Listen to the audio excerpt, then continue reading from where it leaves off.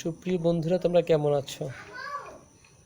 আমি জাহিদুল হক, সাপ্রেজা model high school, Mathbaria, Pirojpur.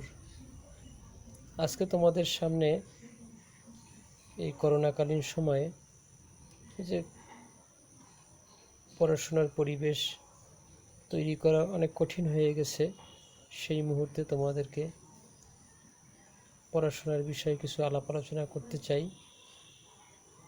আজকে আমরা নবম দশম শ্রেণীর গণিত বইয়ের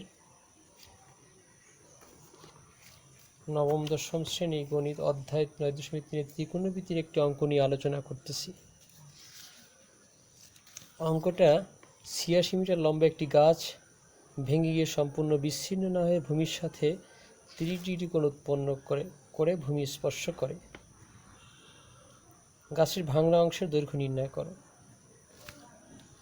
এই অঙ্কটি করতে গিয়ে আমাদের প্রথমে সমকোণী ত্রিভুজের সম্পর্কে ধারণা নিয়ে নিলে ভালো হয়।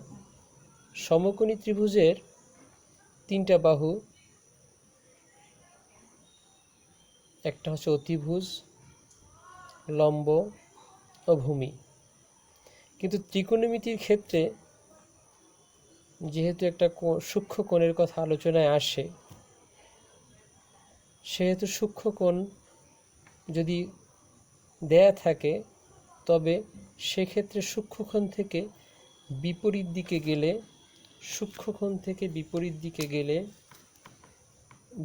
দিকে গেলে যে বাহুটা পাওয়া যায় তাকে বলে বিপরীত বাহু। এই বিপরীত বাহু আর একটা নাম হচ্ছে লম্ব।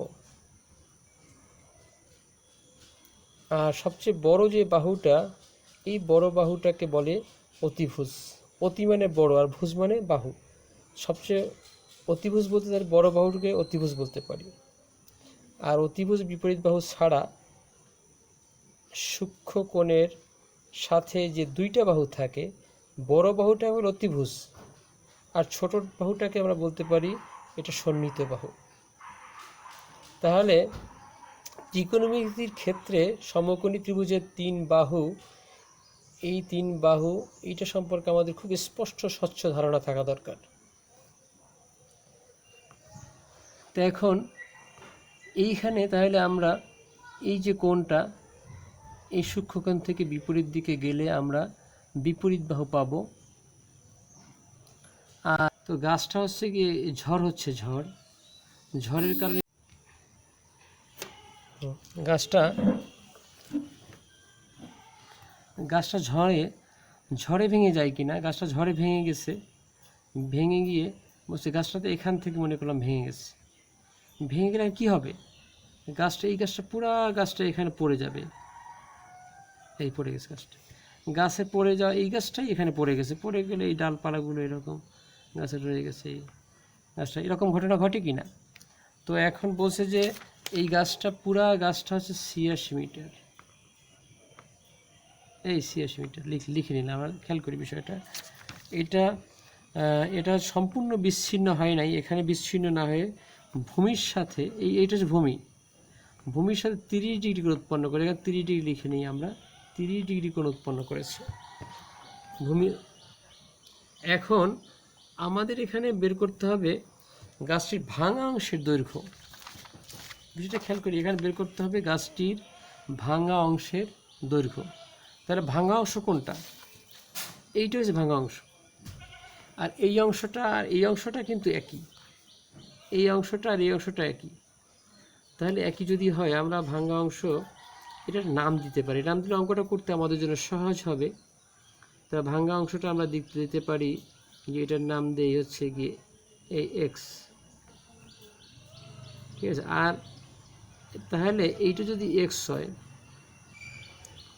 তাহলে আমরা কি করতে পারি, এইটাও এক্স, কারণ এই ভাঙা অংশটা এখানে গিয়ে পড়ছে, গাছটা এখানেই পড়ছে, এই গাছটা। তো এটা হচ্ছে এক্স। তা এটা যদি এক্স হয়, পুরা গাছটা হচ্ছে 86, আর এইটুকু যদি এক্স হয়, বাকি অংশটুকু কত চিন্তা করি। বাকি অংশটা হচ্ছে কি, আমরা এটাকে লিখতে পারি, এটা হচ্ছে 86 অর্থাৎ 86 মাইনাস এক্স, এই অংশটা। আর এই অংশটা হচ্ছে এক্স। এখন আমাদেরকে হচ্ছে গিয়ে এখানে বের করতে হবে ভাঙা অংশের দৈর্ঘ্য, মানে অর্থাৎ এই এক্সের মান বের করতে হবে। আমরা এখন চিন্তা করি, আমরা পিছনের দিকে চিন্তা করি, এইটা একটা সমকোণী ত্রিভুজ। এই সমকোণী ত্রিভুজের এইটা সূক্ষ্মকোণটা দেওয়া আছে, সূক্ষ্মকোণ থেকে বিপরীত দিকে গেলে যাওয়া পাওয়া যায় বিপরীত বাহু, আর সূক্ষ্মকোণের সাথে যে বড় বাহুটা সেটাকে বলে অতিভুজ। তাহলে আমরা দেখতে পেলাম যে আমাদের এখানে দুইটা বাহু আমরা পেলাম। একটা পেলাম হচ্ছে বিপরীত বাহু,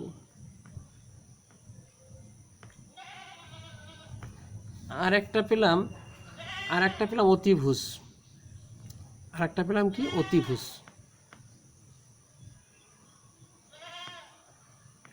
আমরা দুইটা বাহু এখানে ধরে নেই বা যে কোনোভাবে মনে করি আমার দুইটা বাহু আমাদের কাছে আসছে। তো এখন এই দুইটা বাহু যেহেতু আছে, অতএব আমাদের হচ্ছে এই দুইটা বাহুর উপর বাহু যে সূত্র আছে সেই সূত্রটার দিকে আমরা একটু যদি লক্ষ্য করি তাহলে বুঝতে পারব সূত্রটা কি। এই বিপরীত বাহু এবং অতিভুজের সূত্র সাইন থিটা। তাহলে আমরা এখানে এই সূত্রটা ব্যবহার করব। সূত্র হচ্ছে একটা, এটাকে আমরা বলতে পারি আমাদের অস্ত্র। একজন মিস্ত্রি, কাঠমিস্ত্রি যে কাজ করে বিভিন্ন অস্ত্র ব্যবহার করে, কখনো সে হচ্ছে গিয়ে ছিদ্র করার যন্ত্র ব্যবহার করে, কখনো চিরাই করার যন্ত্র করাত ব্যবহার করে, যখন যেটা দরকার। তা আমাদের এখানে সূত্র, আমাদের এখানে যেহেতু এই বিপরীত অতিভুজ দেওয়া আছে, আমাদের এখানে লাগবে হচ্ছে অতিভুজ লাগবে। তাতে অতিভুজ বিপরীত বাহুর সূত্র আমরা এখানে দেখতে পাচ্ছি সাইন থিটার সূত্র। সাইন থিটার সূত্র আমাদেরকে ব্যবহার করতে হবে। আমরা অন্য সূত্রে যদি যাই, এখানে সন্নিহিত অতিভুজ আছে, কিন্তু সন্নিহিত বাহু তো হচ্ছে কি আমাদের এই চিত্রের মধ্যে সন্নিহিত বাহু দেওয়া নাই, অতএব এই সূত্র আমাদের ব্যবহার করা যাবে না। আমাদের যে সূত্রটা আমাদের দরকার সেটাই আমরা ব্যবহার করব। তাহলে আমরা সূত্রটা এখানে লিখে নেই, যে আমরা জানি যেটা আগে আমরা মুখস্থ করেছিলাম, যে সাইন থিটা সমান সমান হচ্ছে বিপরীত বাই অতিভুজ। এখন আমরা এখানে দেখব, আমরা মানগুলো বসাবে। বিষয়টা অত্যন্ত সহজ, এটা সবাই তোমরা খুবই সহজেই হচ্ছে কি মানগুলো বসাই যেতে পারো। আমরা দেখব সাইনের জায়গায় সাইন থিটা, থিটার জায়গায় কি থিটা লিখবো না 30 ডিগ্রি লিখে নিতে পারি।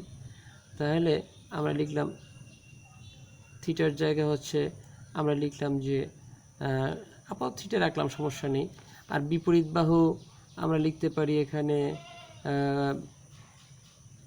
থেকে বিপরীত বাহু কত 86 মাইনাস এক্স। আর অতিভুজটা লিখতে পারি আমরা এখানে চিত্র দেখতে পাচ্ছি অতিভুজ এক্স। এখন আমরা এখানে থিটার পরিবর্তে বলছি এখানে 30 ডিগ্রি, কত ডিগ্রি 30 ডিগ্রি, সাইন 30 ডিগ্রি সমান হচ্ছে 86 মাইনাস এক্স বাই এক্স।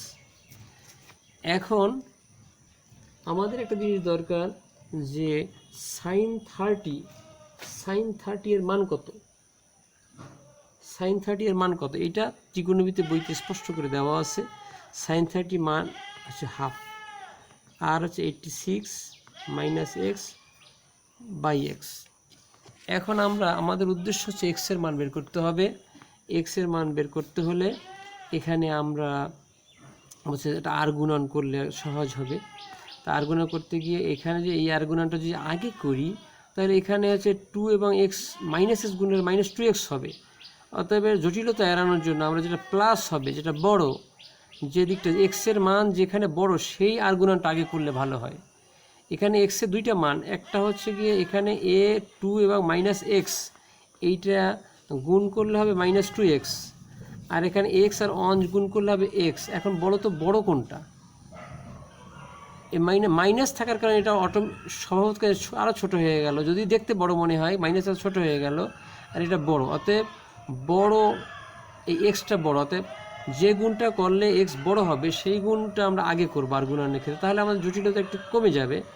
1 এবং এক্স গুণ করলে হয় এক্স, আর বাকি অংশ 2, এই গুণটা এখন করবো আমরা 86 মাইনাস এক্স বা এক্স ইকুয়াল টু 86 গুণ 2, এইটা গুণ করবো, দুইটা গুণ করব, এটা গুণ করলে হয়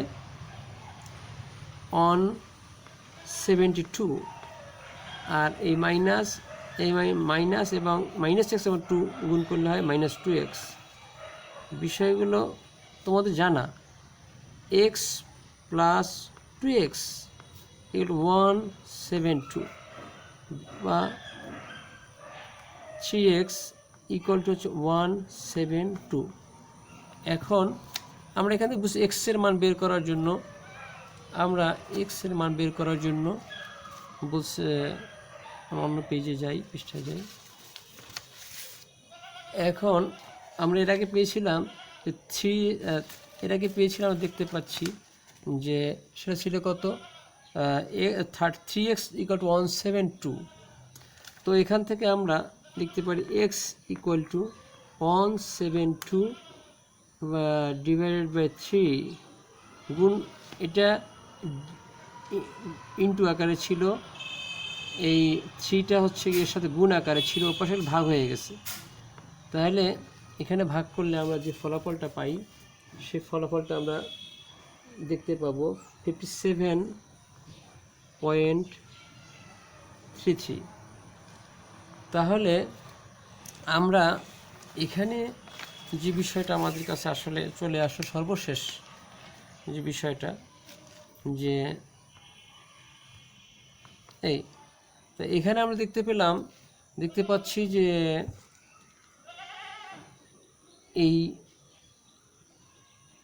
এখানে x এর মান আমরা পেয়ে গেলাম, আর আমাদের হচ্ছে এখানে x এর মানই লাগবে, x হচ্ছে ভাঙা অংশ।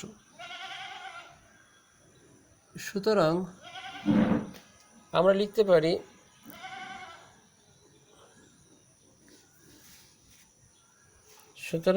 পারি যে গাছটির ভাঙা অংশ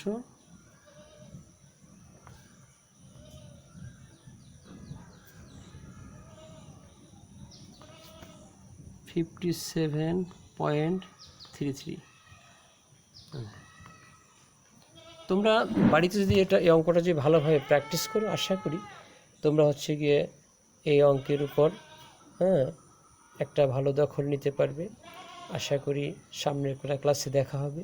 তোমরা নিয়মিত পড়াশোনা করো, বেশি না হলেও কম করে হলেও অন্তত রুটিন তৈরি করে রোজ করে পড়াশোনা করলে এটা তোমাদের ভবিষ্যতে অনেক কাজে লাগবে। সবাইকে ধন্যবাদ, সবাই ভালো থাকো। আসসালামু আলাইকুম।